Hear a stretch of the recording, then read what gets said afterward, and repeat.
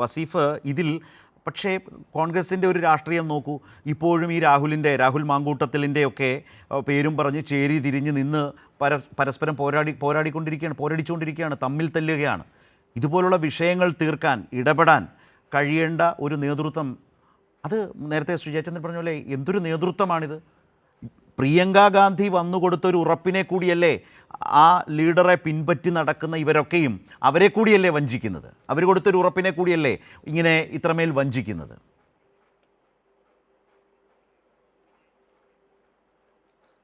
രാജ്യത്തെ കോൺഗ്രസിന് തന്നെ അപമാനമല്ലേ ഈ കേരളത്തിലെ കോൺഗ്രസ്? യഥാർത്ഥത്തിൽ അതല്ലേ സാഹചര്യം?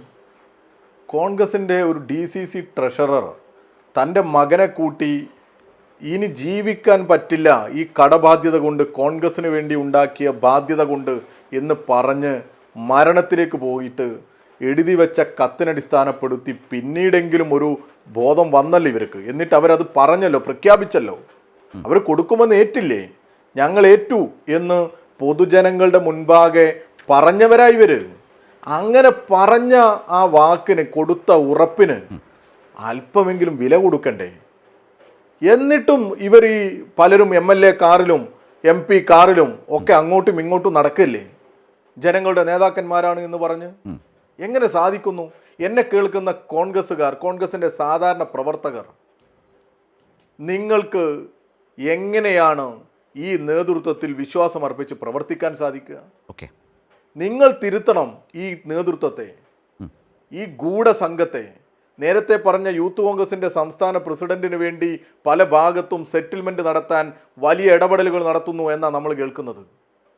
പലതും ചെയ്യുന്നു എന്നുള്ളതാണ്. സോഷ്യൽ മീഡിയയിൽ ആളുകളെ തെറി വിളിക്കാൻ വേണ്ടി കോടികൾ ചെലവഴിക്കുന്നു ഇവർ ഇല്ലേ? അത് ഇവർ തന്നെ പറയല്ലേ? കോടികൾ ചെലവഴിച്ച് ഷാഫിയും രാഹുലും പറയുന്ന ഈ ടീമുകളെല്ലാം തങ്ങൾക്കെതിരെ സംസാരിക്കുന്നവർക്കെതിരെയെല്ലാം തോന്നിവാസങ്ങൾ വിളിച്ചു പറയാൻ, അസഭ്യം പറയാൻ, അവരെയൊക്കെ ഇല്ലാതെയാക്കാൻ സോഷ്യൽ മീഡിയ ഉപയോഗപ്പെടുത്താൻ പണം ചെലവഴിക്കുക. അതിൻ്റെ ഒരു അല്പം പോരെ? ശരി, ആ NM വിജയൻ്റെ കുടുംബത്തെ നിങ്ങൾ സഹായിച്ചാൽ അതിനേക്കാൾ വലിയ ഗുണം, അതിനേക്കാൾ വലിയ മുന്നേറ്റം നിങ്ങൾക്കുണ്ടാവില്ലേ? നിങ്ങളുടെ കൊടി പിടിച്ച് നിങ്ങൾക്ക് വേണ്ടി, നിങ്ങളുടെ അഭിമാനം സംരക്ഷിക്കാൻ വേണ്ടി കടമെടുത്ത് ഈ ബാധ്യത തീർത്ത ആളാണ് ഈ കോൺഗ്രസ് നേതാവ്. നിങ്ങൾ ചെയ്ത തെറ്റിന് ഈ ഉദ്യോഗാർത്ഥികളിൽ നിന്ന് പണം വാങ്ങാൻ പാടില്ലാത്തതാണ്.